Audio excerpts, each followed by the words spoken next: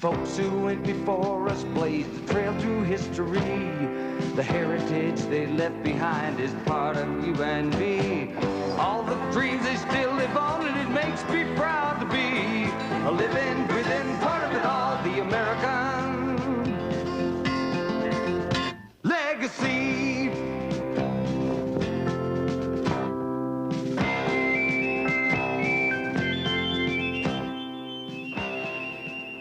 It's interesting how plants have influenced people's lives. We, of course, eat all kinds of plants. From some we make clothing, others make money for us. Oh, yes, and some actually help change our history, like these strange-looking plants. They look more like a miniature forest with giant leaves, don't they? These leaves are part of a plant that has long played an important role in our history. For this is tobacco, one of the most valuable crops to make money that is still grown here in the southeast part of our country. Of course, you just don't take a tobacco leaf like this, grind it up, and make cigarettes out of it. It's a much longer process than you would imagine. The leaves must first be cured, which means drying the tobacco carefully and slowly in special barns or sheds. Then, one day, you might find them laid out here in a warehouse, with buyers representing tobacco companies ready to purchase the farmer's crop for later processing into cigarettes and other tobacco products.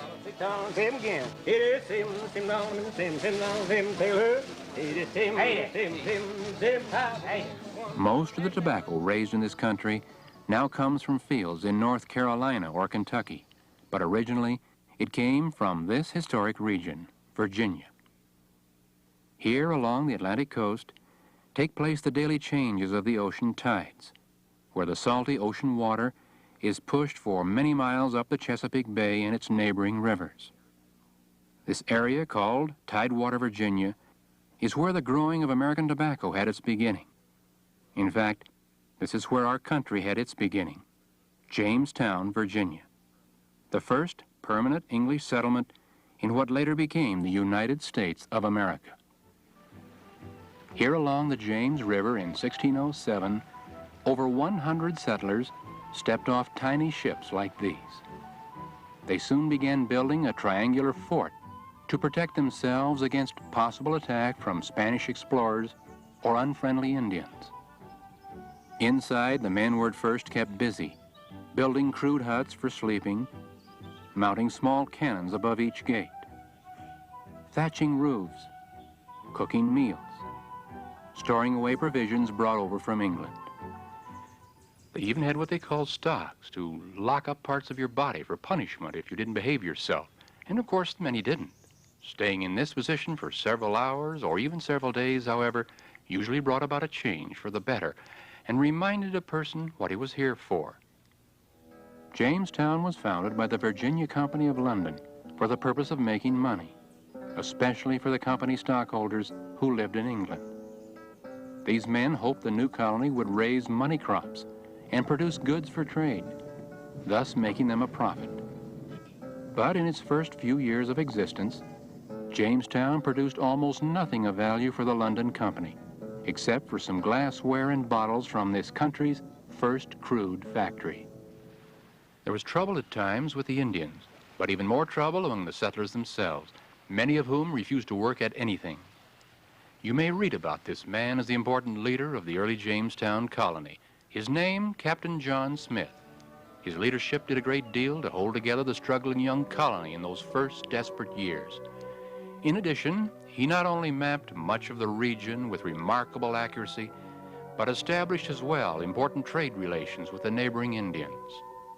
However, it was this man, Captain John Rolfe, who perhaps more than any of the early settlers deserves the credit for saving Jamestown from failing as a colony. In 1612, Rolfe began a series of experiments in raising a new mild form of Virginia tobacco. Within 5 years, the Virginia colony was sending back to England over 20,000 pounds of this new tobacco each year. John Rolfe had provided the colony with a very successful crop that would make money not only for the company, but for the planters themselves, the men who planted and worked the crop. Easy as tobacco was to grow, it had one serious drawback. It wore out the soil very rapidly, and without fertilizers or other means to replenish the soil, it meant that more and more land was needed by the planters to replace the unproductive soil. To find new land, many of the planters simply moved upriver to clearings like this one. Here the river was still deep enough for ocean-going ships to tie up at the wharves and load on the precious barrels of tobacco. Through the years, as the farms grew bigger, so did the profits, as well as the need for many, many more workers. Where would the planters find the needed help? The answer for many was found aboard slave-trading ships, black people from Africa, brought to the New World against their will, people who were bought, sold, or owned like animals. These blacks had no choice of where they worked or how they lived, for this was the beginning of the system of slavery in America. It also marked another beginning, the growth of what came to be called plantations. This is the famous Shirley Plantation, one of the earliest established here along the James River. Today, the buildings and grounds remain much as they were some 200 years ago. The main house, finished in 1770, has been restored to its original condition, with many of the rich furnishings and artifacts still in place. Surrounding the house were buildings for storing and cooking food, as well as barns for curing tobacco. Such plantations became gathering places for other nearby rich landowners, a place for social events, as well as for political discussions about what was happening in nearby Williamsburg, the colonial capital of Virginia.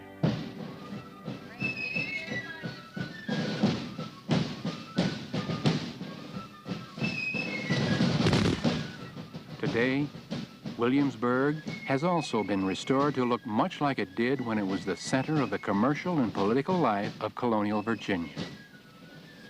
Here in this Capitol building, men chosen as delegates to represent the various parts of the colony had for many years protested against what they considered were unfair laws, taxes, and restrictions imposed on them by the mother country of England. By 1776, the movement for independence by American colonists was getting stronger. May 15th, 1776.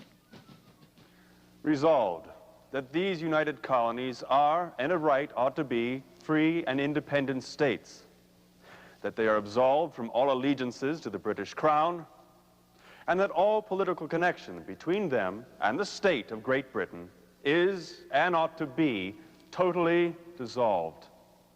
The stirring words of the resolution were soon printed for all to read in the Virginia Gazette, Williamsburg's newspaper of that day. A resolution for independence. Would this mean war with England?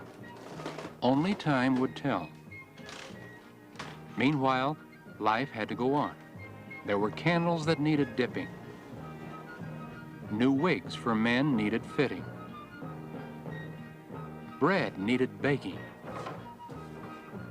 The tobacco plants had to be cut and harvested. Yes, even young people had to be ready for their harpsichord lesson. A very beautiful minuet. But this time, would you take the long note and the shake with the finishing tones?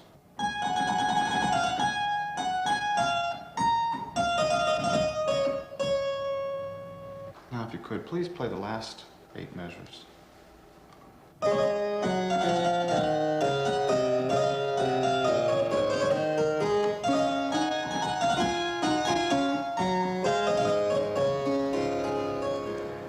By 1800, another plant was beginning to have its influence here in America. In a few weeks, this green bowl, as it's called, will split open like this one, exposing the fluffy white fibers inside. For these are cotton plants, important to all of us for clothing. In fact, 3 out of every 4 people in the world wear some form of cotton clothing. Here in the southern states, the climate has always been ideal for growing cotton. There is a long, warm growing season, plenty of rainfall and good soil, especially in what is called the Piedmont region. Here also was the source of water power, which would help this young country of America become independent of England's factories and textile mills. Notice the many rivers that begin in the Appalachian Mountains and flow eastward across the high-rolling hills of the Piedmont, suddenly tumbling downward at what is called the fall line, onto the lower coastal plain and Tidewater region. Such falls are located along the entire eastern edge of the Piedmont region, wherever there is a river. Early settlers thought, why not use the waterfalls as a source of power? And they did, building water wheels like this one, to catch the water, to turn the wheels, to drive the gears in simple machines. At first, it was the grain that needed to be ground for food, along with cutting timber for buildings. Finally, such power was used to run the mechanical looms of the first textile mills. With an abundant supply of raw cotton available from nearby plantations, it was the beginning of American manufacturing here on the Piedmont. It was also the beginning of cities like Richmond, Virginia, that grew and developed here along the fall line. Today, water power is still used, only now it produces electricity. Electrical energy especially needed here in the Southeast for the textile industry. Here in Greensboro, North Carolina, is one of the largest textile mills in the world. In fact, North and South Carolina together produce more than 1/2 of all the textiles manufactured in the United States. Using a blend of cotton and new synthetic fibers, these machines produce textiles in every color imaginable and in countless patterns. Most of what you see will wind up as clothing for you or me, or perhaps as our bed sheets, blankets, towels, or other household goods. The cotton plant has been important to this region for a long time. It was also the leading crop here in Georgia until this plant took over.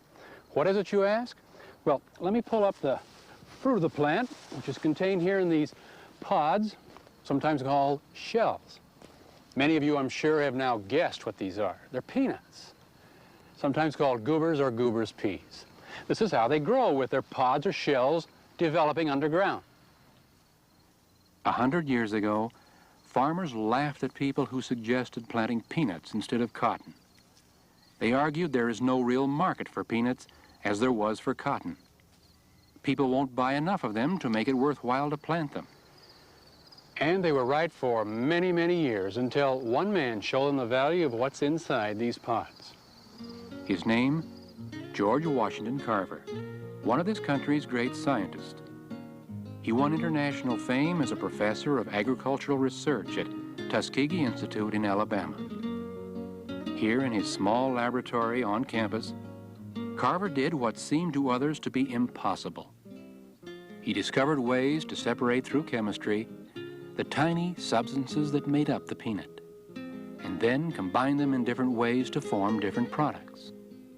This remarkable black scientist made over 300 different products from peanuts, from instant coffee to soap to milk, even flour. More importantly, he convinced farmers to grow these crops in place of cotton, to not only restore the soil, but to provide as well new sources of income. Tobacco, cotton, peanuts. 3 important plants growing here in our southern states. Each has played an important role in helping to change the history of our country. From each has also grown giant industries, which affect the lives of millions of people today throughout our nation. I guess that we should never underestimate the influence of our plant kingdom.